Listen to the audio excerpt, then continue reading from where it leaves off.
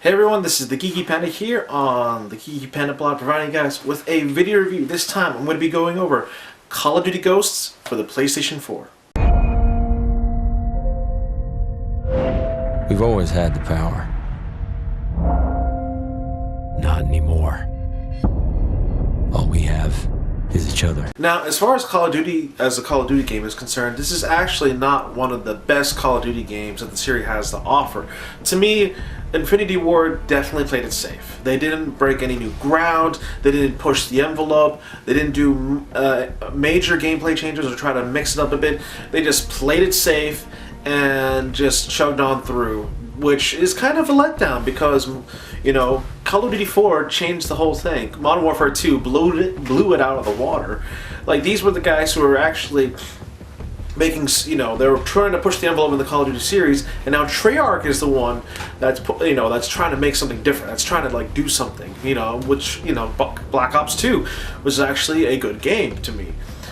So for Call of Duty Ghost, campaign-wise, you play as Logan. Him and his brother are enjoying a nice afternoon walk with their dad until all hell breaks loose. America is attacked. You know, at first it was like basically confusion because, you know, America was getting under attack because a federation of, you know, of countries in South America called, you know, the Federation, basically took over one of America's his top offensive satellites and started using it against them, which means overall America got invaded. And, you know, you think this game takes place like during the midst of the invasion where all hell was breaking loose, like in Modern Warfare 2. No, it actually doesn't. It actually takes place 10 years after, so you see all the destruction, you know, what it's caused. Basically, the lines are already settled, you know, defensive and formed. And, you know, you and your brother are just trying to help push the enemy back into their own country and hopefully make America safe. The campaign does have a, you know, it is interesting. The story of it is actually one of the most interesting stories that I've ever seen and played. There's definitely some moments that are like, oh, you know, this is going to happen, but some of the story is actually pretty good. So for a Call of Duty title, granted, the gameplay of it, there are some good moments, but other things, it's actually kind of dull. Granted, there's like, oh, you're actually underwater. That was an interesting moment for me. I'm like, huh, you're underwater. This is a new style of gameplay because, you know, it takes a little bit to kill an enemy. The bullets are not as effective, and you gotta watch out for the sharks. There were other moments, including, you know, you got your dog Riley, you know, he was actually another interesting gameplay moment where we mix it up a bit. But it just, there were like good, interesting moments in the campaign, but in between those, it just felt like in any other Call of Duty title. There were just no wow moments of it. There was like no clear wow moments, you know, other than a few things, and that was it, you know. Overall, campaign's worth a try if you want to enjoy a potentially good story, and, you know, for those trophy hunters out there who want to lock, you know, do it that way. Multiplayer. This is actually going to be the most interesting part. The multiplayer of the series, again, they stick to the guns. They played it safe. They copy the Black Ops 2, the 10 perk formula or the 10 coin slaughter, however you want to call it.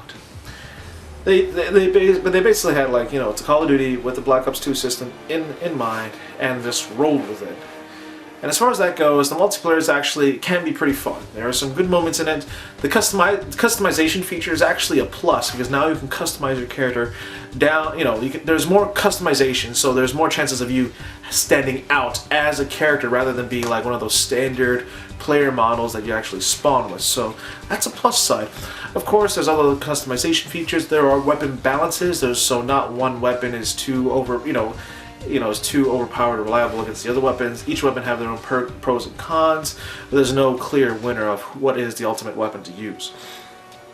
Now, as far as the other things go, there are some new game modes in this game, and like this, I think it's called, you know, there's a game mode out there. It's basically like Cranked, and wow, it just left my mind, but I'll just roll with it. Basically, if you get a kill, you have a certain amount of time before you have to kill someone else. If not, you blow up. It's actually, you know, it's that simple. You know, the classic game modes come back, you know, Team Deathmatch, Ground Wars, Domination, you know, Search and Destroy. But they do have some other interesting game modes out there to try to mix it up a bit. The thing about the multiplayer is there's a lot of campers. And then you're probably going to be like, oh, you know, what Call of Duty game doesn't have any campers in it? I know. But there's more campers than usual. Like, there are more camping spots on the map than you can think of. Granted, you know, you try to mix it up a bit, but it's just like... They have like these new systems of gameplay where it promotes, you know, run and gun action instead of camping in a corner, but people just still rather prefer camping in a corner, which is actually kind of freaking annoying. So, as far as the camping goes, there's a lot of it. There's also parts in the multiplayer where the spawning is an issue, where, let's just say, I died, I spawn back, I'm actually right beside an enemy, he notices, he kills me first. Or, if I'm walking in an area, someone spawns on me, but it's not a friendly and it's an enemy and he kills me. So the spawning system does have issues. It is... You gotta be careful of that. And there are other times in a Call of Duty game where I was kind of running around, I was not finding anyone. To me, it felt like some of the maps are big. Even if you're playing Ground Wars, it's kind of like, where is everyone? You know? That, and you know, I've noticed on certain maps there's a lot of sniping going on, especially, you know, with a lot of the quick scopers out there for a Call of Duty type of like, oh my god, 1080p, quick scoping, you know, 360, yada yada yada. So, again, multiplayer, there are some good moments, but it's just, I feel like it's not as fun as it was, but other than the previous, you know, compared to the previous titles, it's still good, it's just, there's a lot of things out there that it'll just annoy the living shit out of you. So, other than that, this Call of Duty title actually has squad mode, which basically you can create a squad of AI players, customize them how you want, and use that squad to go against other players. Granted, there's other, you know, variant game modes like a horde mode or squad versus squad, where you and your squad takes on another player in his squad. This does add interesting gameplay moments where it's kind of like, who has a better squad? Me and my customization and how I customize my squad for my needs versus my buddy and how he customized his squad. So definitely some extended gameplay moments with that. But Extinction is actually the new one. This is brand spanking new. It's basically you, 3 friends on a map which actually progresses, and it's just basically just killing aliens. It plays out. People say it is basically Infinity Ward's answer to Nazi zombies, but with their own take. Rather than going against a horde of aliens in a level succession, it's actually on one big map, and you go through each section of the level with the waves of aliens coming at you. There are a variety of aliens. Some are just, you know, the small critters that will just come up to you, just attack you. Others are more ranged enemies, and there's a lot of customization features in that, so each, you know, so you're not playing the same game, not playing the same round twice. You can go in with one customization setup or go in with another customization setup, and you and your friends. It's actually pretty fun. I actually liked it. This is one of the most interesting moments in the Call of Duty series. You know, for me, it's like, oh wow, you know, this is new, this is interesting. You know, it might be a little bit similar to other game modes out there, but it's something different for a Call of Duty title. So I had a good fun with the Extinction. Overall, as far as graphics and sound are concerned, graphics-wise, it is better. Even on the PlayStation 4, it does look a lot better than the current gen systems out there for Xbox 360 or PlayStation 3. You know, but it's not as better. It's not as good as you think. It's like there's no real wow. Like these graphics are awesome. It's just a little bit better. The sound-wise, yeah, you know, decent sound. What can I say? So. The one major gripe I have with this game, for PlayStation 4 users especially, is the frame rate issue. It is one of the biggest issues in the game. It is very annoying to deal with because it affects both campaign and multiplayer, and some people have figured out that is basically potentially the game exceeds the 60 frames per second, and the game's having a hard time trying to compensate that. So what you get is basically, it feels like the frame rate's dropping, but it's like trying to compensate of it exceeding. So overall, it's just really annoying because there are some campaign moments which would have been good, but the frame rate dropped down a bit, and it just kind of added an annoyance to your campaign, you know, to your campaign trip. On the multiplayer side, it is extremely annoying when the frame rate just goes out of whack, especially in the critical situations where you're going against another player, and it you know, in turn that frame rate judderness comes in and you're like basically screwed. So that is the one major gripe about this. It's just that frame rate issue is just super annoying.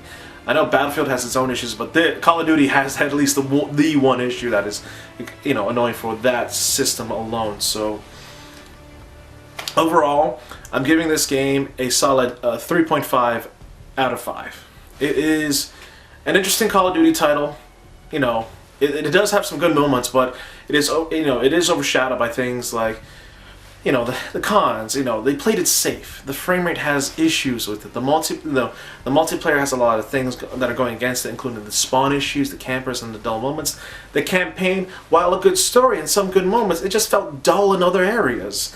And just, they say they have some couple of new changes, but it's like copy pasta a lot. So overall, it is a fun title. If you're a Call of Duty fan, I would recommend it. If you're a PlayStation owner, I would recommend it in a sense of you're adding another game to your library. This does have features including, you know, split screen multiplayer if you want to play with you and your friends, LAN features, you know, online multiplayer. But again, the one thing the couple of things you play this for is if you want to enjoy a decent campaign, you can play it. If you don't mind the multiplayer, and if you're a huge fan, you can play it. Or the extinction modes is definitely worth playing. So that's what I recommend right there. So that's it for today. I hope you guys like my video review here. Please feel free to like, comment, and subscribe to my other content on this channel. And of course, for friends of the Panda, I recommend again the lady gamer out there. Check out her stuff. You know, no, please, no, check out her stuff. Seriously, she's a gamer, a geek. I would recommend it. You know, Panda's seal of approval right here. So yeah, again, folks, thank you for watching. Stay tuned for my next video coming out. And as always, this is the Geeky Panda here on the Geeky Panda blog, signing out. And remember, stay geeky, my friends.